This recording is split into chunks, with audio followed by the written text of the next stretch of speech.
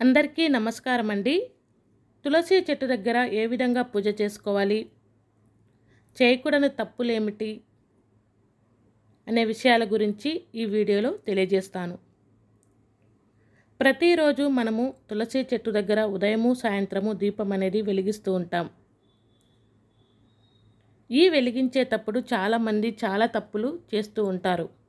చాలామంది అపవిత్రంగా ఉన్నా కూడా కొంతమంది తులసి చెట్టును తాకుతూ ఉంటారు.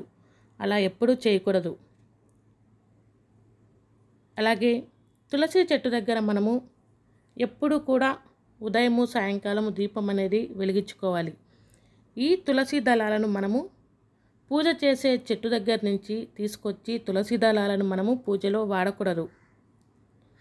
విష్ణుమూర్తికి ఎంతో ప్రీతికరమైన ఈ తులసి దళాలను మనము పూజ చేసేటప్పుడు వేరే చెట్టు దగ్గర నుంచి తీసుకొచ్చి పూజలో ఉపయోగించాలి. మనం ఎప్పుడు కూడా పూజ చేసే చెట్టు నుంచి తీసుకొచ్చి పూజ చేయకూడదు. అలాగే వినాయకుడి పూజలో మనము ఈ తులసి ఆకులను ఉపయోగించరాదు. ఒక్క వినాయక చవితి రోజు మాత్రమే ఉపయోగించుకోవచ్చు. మిగతా పూజలో అస్సలు వినాయకుడికి మాత్రము ఈ తులసి దళాలు అనేది వాడకూడదు. అలాగే ఇంటిలో ఎటుపక్క ఉండాలంటే సింహద్వారము ఎదురుగా కనపడే విధంగా మనకు ఈ తులసి చెట్టును అనేది పెంచుకోవాలి. ప్రతి ఒక్కరు కూడా పెంచుకోవచ్చు ఈ తులసి చెట్టును. అలాగే ఉదయము సాయంకాలము దీపం అనేది వెలిగించుకోవచ్చు. చాలామంది బట్టలు ఉతికిన నీళ్లు పడేటట్టు తీగలు వాటి మీద వేస్తూ ఉంటారు. అలాంటి నీళ్లు కూడా ఆ చెట్టు దగ్గర పడకుండా చూసుకోవాలి.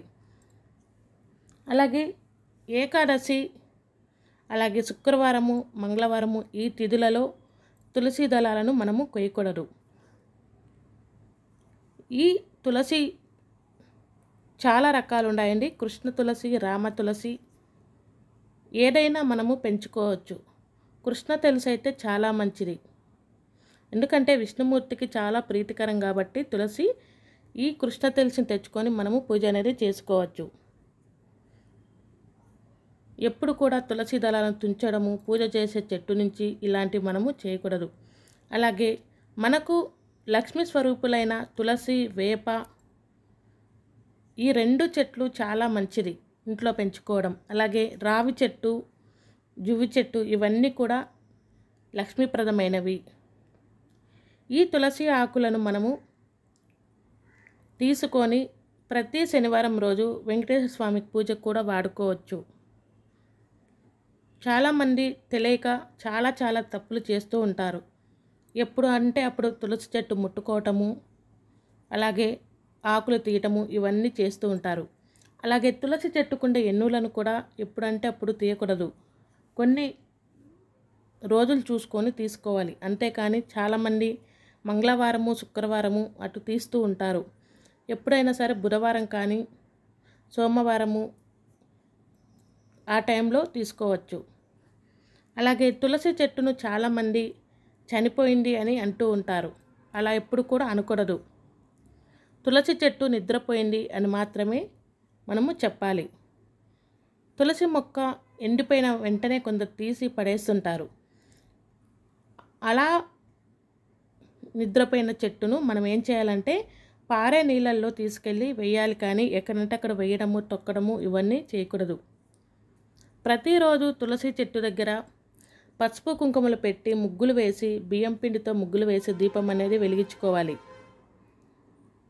అలాగే ఔషధ గుణంలో కూడా తులసికి చాలా ప్రాముఖ్యత ఉంది. ఆయుర్వేదంలోనూ ఔషధ గుణంలోనూ చాలా ప్రాముఖ్యత ఉంది ఈ తులసి చెట్టుకు.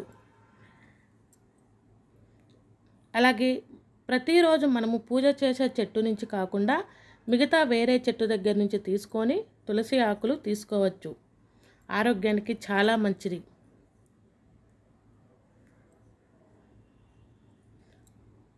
ఎవరైనా ఇంకా నా ఛానల్ని చూస్తూ ఉంటూ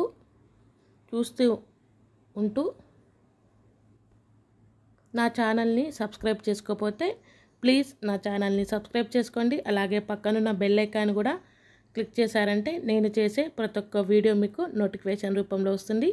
అలాగే ముఖ్యంగా ఈ 5 తప్పులు అనేది తులసి చెట్టు దగ్గర మనము చేయకూడదు. స్నానం చేయకుండా తులసి చెట్టును మనము ముట్టుకోకూడదు. అలాగే అపవిత్రంగా ఉన్న రోజులలో కూడా మనము తులసి చెట్టును ముట్టుకోకూడదు. నీళ్లు పోయడం ఇవన్నీ చేయకూడదు. ముఖ్యంగా ఇల్లు ఊడ్చేటప్పుడు, చీపురు ఊడ్చేటప్పుడు తులసి చెట్టుకు తగలకుండా చూసుకోవాలి. ఎవరైతే ఈ పద్ధతులు పాటిస్తూ తులసి చెట్టుకు పూజ చేసినట్టయితే వాళ్ళు నిండు నూరేళ్ళు సౌభాగ్యవతిగా ఉంటారని మన పెద్దవాళ్ళు చెప్తున్నారు. అలాగే ఈ వీడియోలో ఎలాంటి డౌట్స్ ఉన్నా ఏమైనా ఉన్నా కూడా నా కామెంట్ రూపంలో తెలియజేస్తే మీకు క్లియర్ చేస్తాను. అలాగే ఏమైనా తప్పులున్నా దోషాలున్నా కూడా మన్నించగలరు. ఈ వీడియో నచ్చితే లైక్ చేయండి, షేర్ చేయండి, సబ్స్క్రైబ్ చేసుకోండి. మీకు కూడా ఆ తులసి మాత ఆశీస్సులు మీ అందరికీ కలగాలని మనస్ఫూర్తిగా కోరుకుంటున్నాను. ఈ వీడియో నచ్చితే లైక్ చేయండి. ధన్యవాదాలు. అలాగే వినాయకుడికి తులసి శాపం ఇస్తుంది. అందుకని మనము తులసి దళాలతో వినాయకుడికి పూజ చేయకూడదు. ఒక్క వినాయక చవితి రోజు మాత్రమే మనము పూజ అనేది చేసుకోవచ్చు.